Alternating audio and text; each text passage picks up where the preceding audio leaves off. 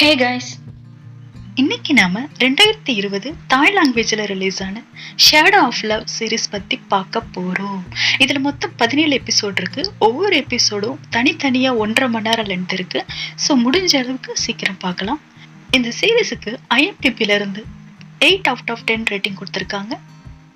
இந்த கதையில வர மெயின் கேரக்டர் பார்த்தோம்னா குவானா குவானாய், சரியா ப்ரொனவுன்ஸ் பண்ணனான்னு தெரியல. ஸோ ஃபீமேல் கேரக்டரை மாய் அப்படின்னும் மேல் கேரக்டரை கவின் அப்படின்னு சொல்லிக்கலாம். நான் இந்த கதையை உங்களுக்கு கவின் சொல்ற மாதிரி சொல்றேன். இப்ப வாங்க வீடியோக்குள்ள போகலாம்.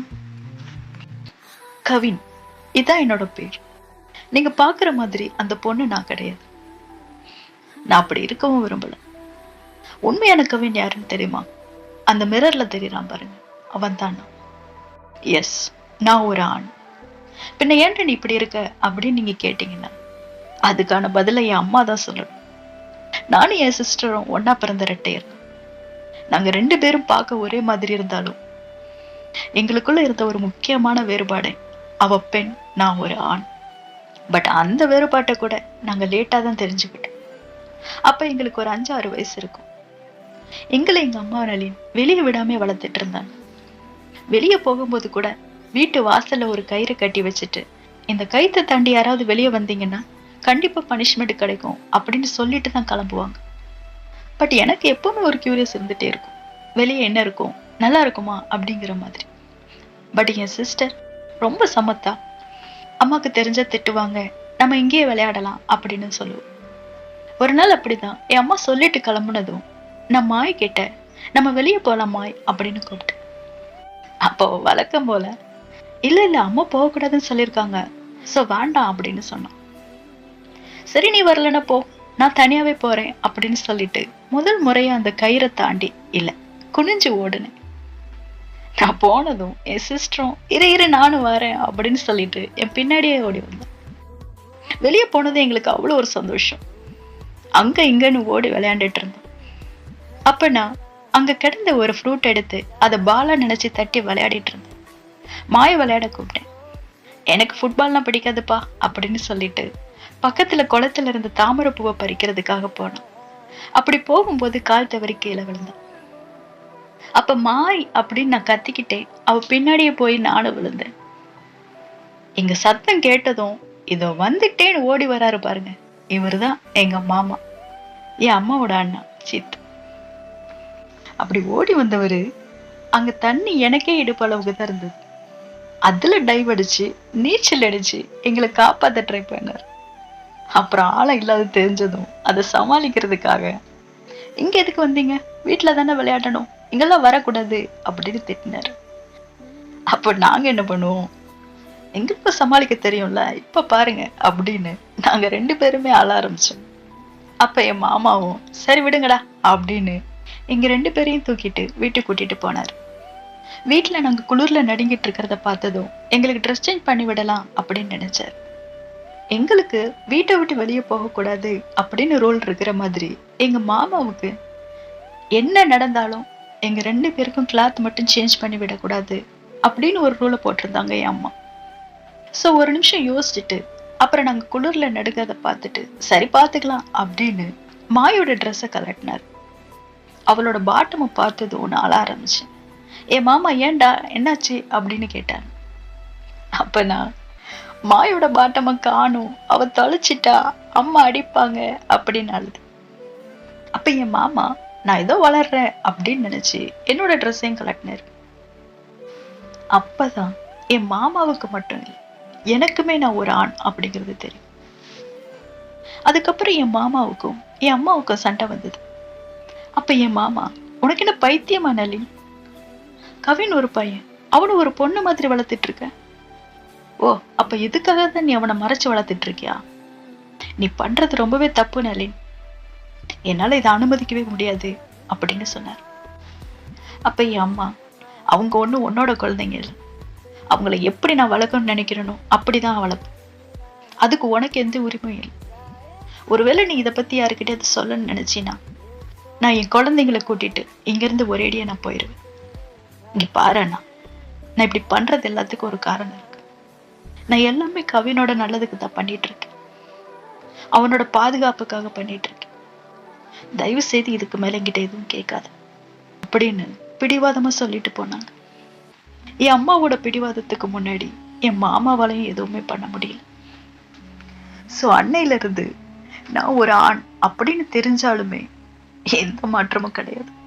ஒரே மாதிரியான ட்ரெஸ், ஒரே மாதிரியான ஹேர் ஸ்டைல், ஒரே மாதிரியான காஸ்மெட்டிக்ஸ்னு எல்லாமே பொண்ணுங்க மாதிரி தான் எனக்கு கிடைக்கும். உடம்பு மனசு ரெண்டுமே ஆணா இருக்கும்போது இந்த மாதிரி இருக்கிறது எவ்வளவு வேதனை தரும் அப்படிங்கறத வார்த்தையால சொல்ல முடியாது. என்னால எனக்கு பிடிச்ச கேம் கூட விளையாட முடியாது. எனக்கு ஃபுட்பால் ரொம்ப பிடிக்கும். பட் அதெல்லாம் பசங்க தான் விளையாடணும், நீ ஒரு பொண்ணு, சோ அதெல்லாம் விளையாடக்கூடாதுன்னு சொல்லி என் கையில ஒரு டாலை கொடுப்பாங்க பாருங்க. அப்பெல்லாம் அந்த டாலோட கை காலெல்லாம் பிச்சு எரிஞ்சிட்டு நான் ஒரு பையன்தான் அப்படின்னு கத்தணும் போல இருக்கும்.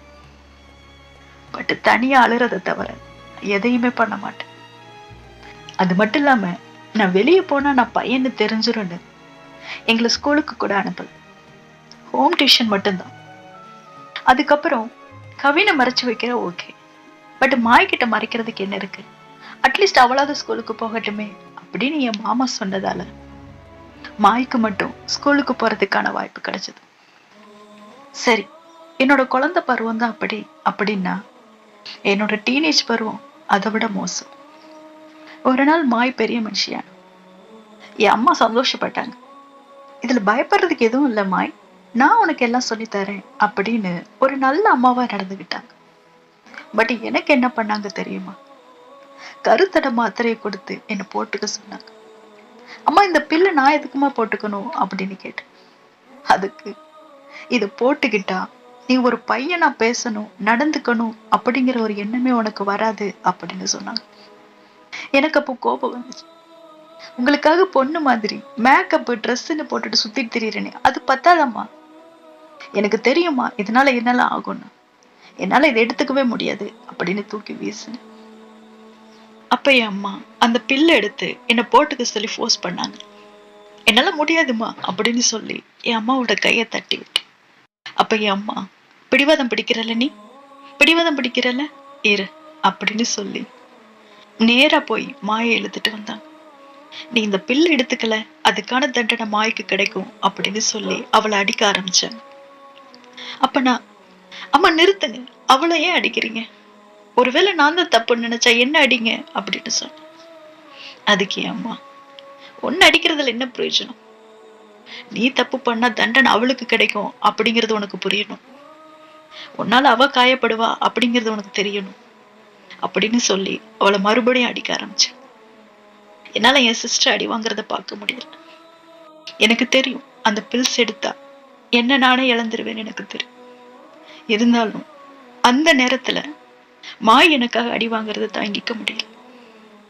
சோ என் அம்மாவை தடுத்து, இப்ப என்ன உங்களுக்கு நான் இதை எடுத்துக்கிறணும் அவ்வளவுதானே அப்படின்னு சொல்லி அந்த பில் எடுத்துக்கிட்டேன். மாய் எனக்காக அழுத, பட் அவளால அதை தவிர வேற எதுவும் பண்ண முடியல. அன்னைக்கு என் மாமாவாலையும் எனக்காக அழ மட்டும்தான் முடிஞ்சு. அது அன்னையோட முடியல. டெய்லி நைட்டு நான் அந்த மாத்திரை எடுத்துக்கணும்.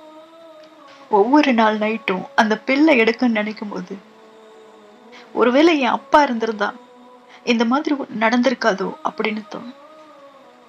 என் அப்பா உயிரோட இருக்கிறாரா இல்ல செத்துட்டாரான்னு கூட எனக்கு தெரியாது.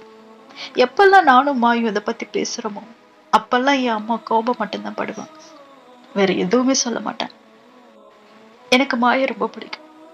சோ நைட் அந்த பில்லை போடும் போதெல்லாம் மாய் காயப்படுறத பாக்குறத விட நீ பொண்ணாவே மாறி இருக்கவேன் அப்படின்னு எனக்கு நானே சொல்லிக்கிட்டு அதை எடுத்துப்பேன்.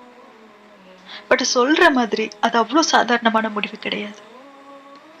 மாதங்கள் ஆக ஆக அந்த பில்ஸோட எஃபெக்டால என் மாரோட பாரத்தை என்னால உணர முடிஞ்சது. அது கையில படும் போதெல்லாம் என்னோட இதயமும் பாரமாகி எனக்கு அழுகையே வரும். என்ன நானே இழந்துட்டு இருக்கேன் அப்படின்னு நினைச்சு அழுவேன். நாட்கள் ஆக ஆக ஒருவித வெறுப்பு, கோபம்னு இது நான் இல்லைன்னு புலம்ப ஆரம்பிச்சு. ஷர்ட்டை கழட்டி என்னால கண்ணாடியை பார்க்கவே முடியாது.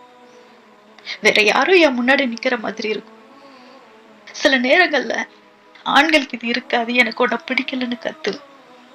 அப்படித்தான் ஒரு நாள் நான் கண்ணாடி பார்க்கும்போது அந்த வெறுப்பு ரொம்பவே அதிகமாச்சு. என்னால தாங்கிக்கவே முடியல. சோ நான் வெறுக்கிறத வெட்டி எறியணும்னு முடிவு பண்ணி பக்கத்துல இருந்த கத்திரிய கையில் எடுத்து